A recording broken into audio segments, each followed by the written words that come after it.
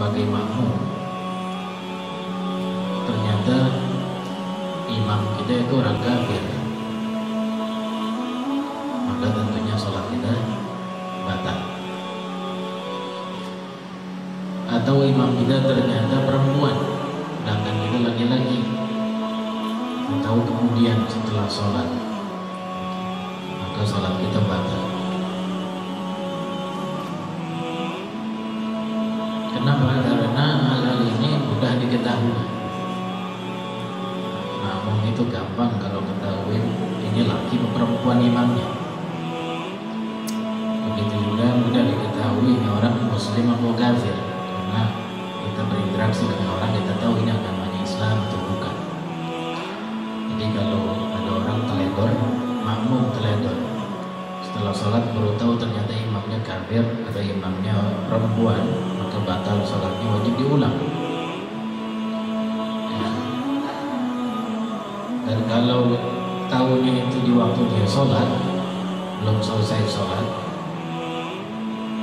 wajib diulang dari awal, nggak boleh diteruskan.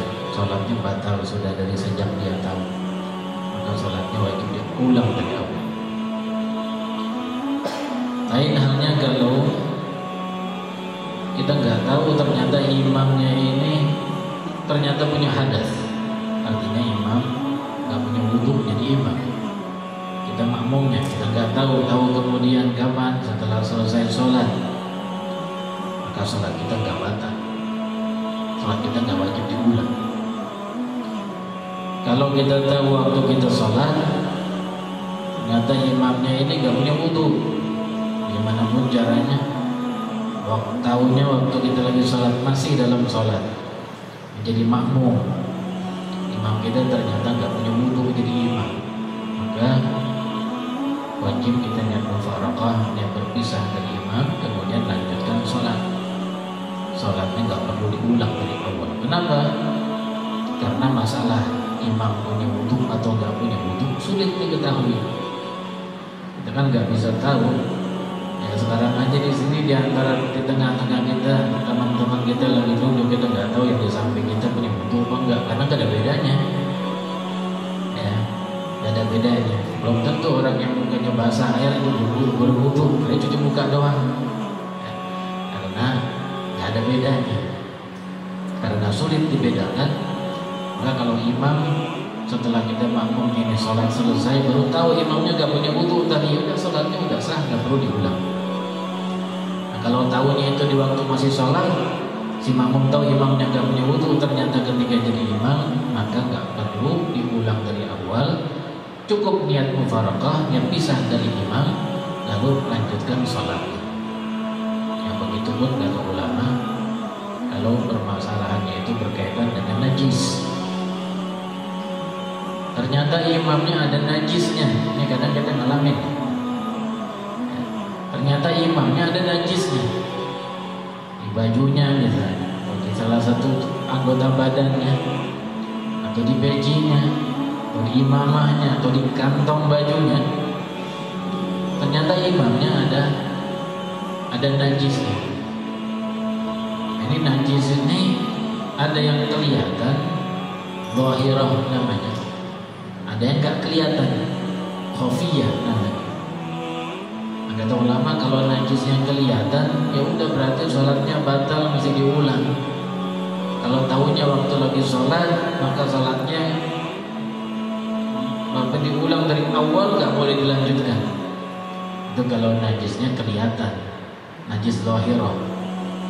Tapi kalau najisnya nggak kelihatan, maka sholatnya nggak perlu diulang.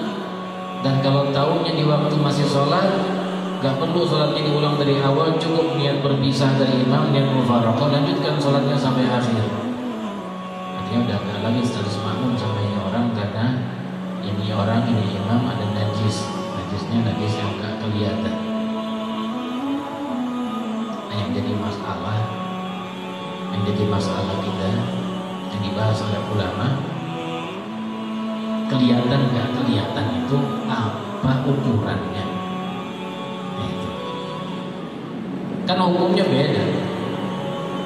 Kalau kelihatan najisnya begini hukumnya. Kalau nggak kelihatan najisnya begini hukumnya. Kalau kelihatan nggak kelihatan itu ukurannya apa? Ini yang diperdebatkan ulama. Tapi dia dari perbedaan pendapat yang ada, pendapat yang paling kuat itu ukuran kelihatan. Kalau diperhatikan oleh si makmum kelihatan, itu baru namanya najisnya kelihatan. Kalau diperhatiin sama makmum, bajunya si imam kelihatan itu najis, berarti najisnya najis zahirah, najisnya najis kelihatan. Yang dampak hukumnya apa? Dampak hukumnya kalau najisnya kelihatan itu sholatnya si makmum batal. Kalau udah selesai baru tahu, ulang dari awal, sholat lagi. Kalau tahunya waktu lagi sholat, maka wajib diulang dari awal, batalin sholatnya, ulang dari awal. Itu kalau untuk najisnya zahir, najisnya kelihatan. Apa ukuran kelihatan?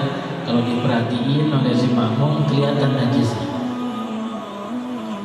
Nah, ukuran yang nggak kelihatan ya sebaliknya. Kalau diperhatiin oleh makmum nggak kelihatan itu najis, itu berarti najisnya nggak kelihatan, najis khafiyah.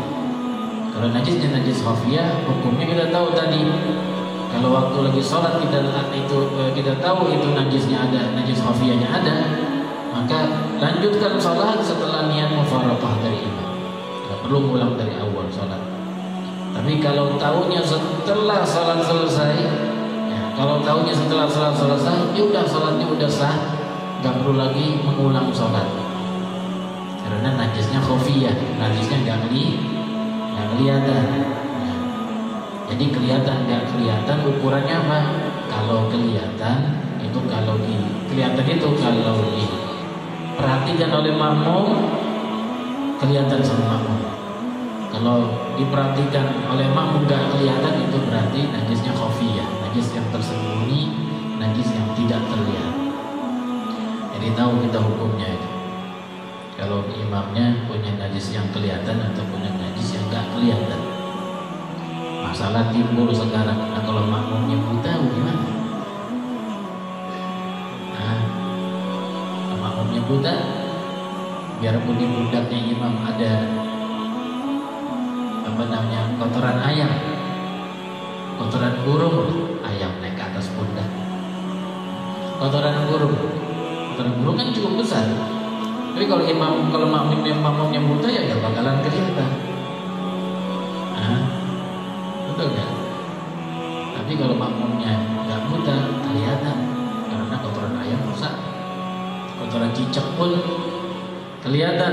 Kalau ada di punggung imam, makmumnya bisa perhatiin apa itu, lama-lama tahu itu kotoran cicak, karena dia ngeliat, dia bisa perhatiin itu. Tapi kalau orang yang buta, makmumnya buta nggak tahu sama sekali. Jadi bagaimana masalahnya kalau makmumnya buta itu? Apakah ada bedanya antara najisnya kelihatan sama nggak kelihatan? Karena untuk orang yang buta semuanya nggak kelihatan. Ini kata Syekh bin Hajar. Kata Syekh bin Hajar, kalau untuk orang yang buta nggak perlu pulang, udah sah aja sholatnya. Jadi mereka ada orang buta nggak kelihatan begitu. Kata Syekh bin Hajar. Jadi kalau orang buta jadi makmum, imamnya bawa najis, lagi jadi imam bawa najis, mau najis yang kelihatan, mau najis yang nggak kelihatan, si makmum yang buta ini sholatnya usah aja udah, karena untuk dia segalanya nggak bakalan kelihatan. Artinya orang buta ini nggak dianggap teledor, nggak dianggap lalai. Lain kalau orang kita yang melek, itu najis di pundak imam ente gak kelihatan, ente perhatiin kelihatan, ente ikutin juga, sekarang teledor ente, batal sholat ente. Kalau nggak kelihatan nggak batal. Ya. Tapi lain lagi dengan Syekh Ramli ini, ada ulama lain namanya Syekh Ramli. Nah, kalau disamakan dengan orang yang melek, kalau